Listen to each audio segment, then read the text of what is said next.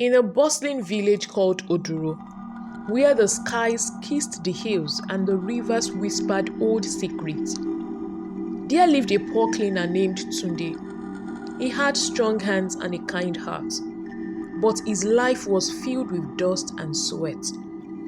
For he worked long hours in the grand mansion of Chief Adebayo, the wealthiest man in Oduro. Tunde swept the floors, polished the marble, and cleaned every corner of the mansion. But his eyes were always drawn to one place, the daughter of Chief Adebayo. Olajumoke was as beautiful as a sunrise, and she has those eyes that sparkles with the mystery of hidden stars. She had a gentle soul, often smiling at the servants and workers in her father's mansion. However, Olajumoke lived a life far beyond Tunde's reach.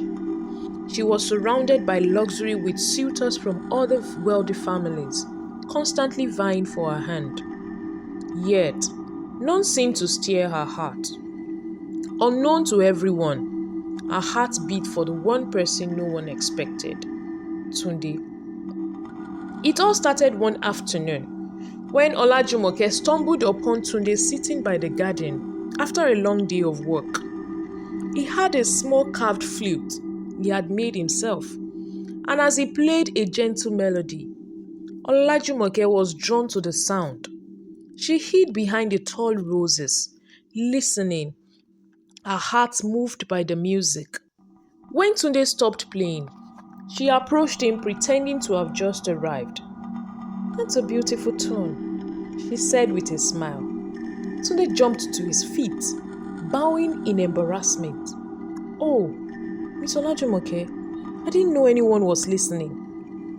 "I'm glad I did," she said softly. "You have a gift. Why don't you ever play for others?" Tunde shrugged, trying to hide his feelings. "I am but a cleaner, Miss Olajumoke. Who would listen?" Olajumoke felt her heart ache at his words, and from that day on, they would meet secretly in the garden whenever Tunde finished his duties. They talked about their dreams, their fears, and life beyond the walls of the mansion. Tunde, though he knew he had no right, began to fall deeply in love with Olajumoke. But he kept it hidden, knowing the consequences. For a poor cleaner to love the daughter of the richest man in the village, it was a dream doomed to remain unspoken. One night, during a lavish banquet held by Chief Adebayo, Tunde overheard a conversation that shook him to his core. The chief had arranged for Olajumoke to marry Kola, the son of another wealthy chief from a neighboring village. Kola was known for his arrogance and cruelty, treating people like mere servants beneath him. Tunde's heart shattered, but he knew there was nothing he could do.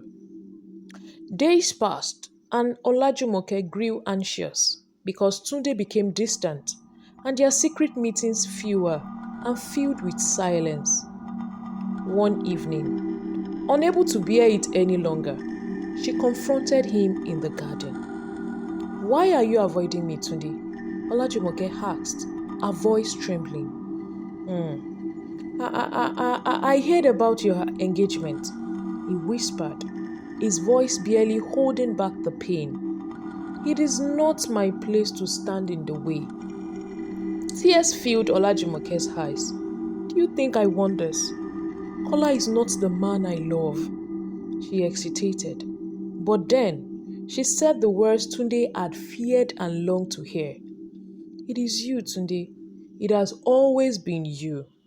Tunde was stunned. His heart raced, but he knew the reality of their situation. "Olajumoke, your father would never allow this. You are destined for a life of luxury. I am just a poor cleaner." "But love isn't about riches," she cried. "We can leave this place, Tunde.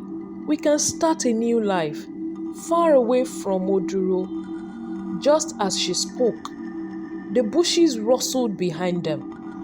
Tunde turned, only to see Kola emerged from the shadows, a wicked grin on his face. He had been spying on them all along. "Oh, so this is the little secret you've been hiding, Olajumoke?" Kola sneered. "A cleaner. A mere cleaner. Oh, you disgrace your family." Before Tunde could react, Kola lunged at him, striking him to the ground. A fight broke out, and though Tunde was strong, but Kola was ruthless.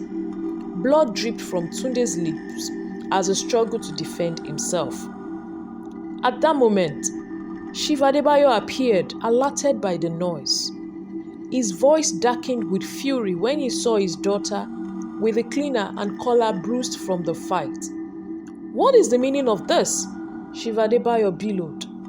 Olajumoke ran to her father, pleading with tears in her eyes. "Father, please, I love him." Chief Adebayo's eyes flashed with anger. "A cleaner? How dare you bring shame to this family?" "Tunde, you will leave this house and never return. If I see you anywhere this house, you will be jailed, you idiot." Tunde, his body aching, but his heart more broken than ever. He looked at Aisha. His love for her was clear, but he knew this was a battle he could not win. He bowed his head and walked away.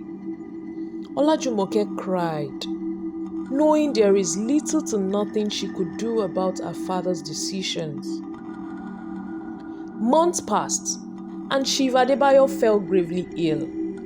The best doctors in the city had diagnosed him with a rare mysterious ailment, declaring that he had only a few months to live. Despite their efforts, nothing they prescribed seemed to help him. His health declined rapidly, and rumors circulated that he had been given only 3 months to live. Olajumoke was devastated, for she was her father's only child, and she was determined to do everything she could to save him. Hearing this news, Tunde's heart stirred with both sorrow and opportunity. He remembered an old remedy his grandmother had taught him for a similar ailment. Tunde was raised by his late grandmother, a revered healer in the village, and Tunde had inherited her knowledge of ailments and remedies. Though he knew he would be risking everything by returning to the chief's mansion, but he couldn't ignore the chance of helping Olajumoke's father and perhaps see Olajumoke one last time. With a bundle of carefully prepared herbs, Tunde made his way back to the mansion. He knew he couldn't approach the mansion openly, so he waited near the gardens, where he knew Olajumoke sometimes worked alone. Late that evening, he saw her face weary and drawn with worry. "Tunde," she gasped, surprised to see him. "What are you doing here?"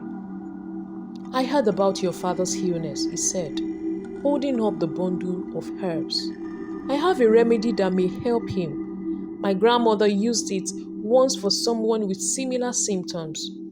If you're willing to trust me, I believe it could work."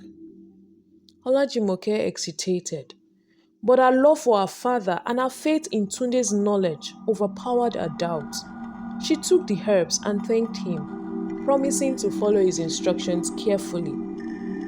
For the next week, Olajumoke brewed the herbs into a tea, giving it to her father each day. Slowly, Chief Adebayo's strength began to return. His pain lessened, and within 2 weeks, he was able to leave his bed and walk around his chambers. When Chief Adebayo fully recovered, his gratitude knew no bounds.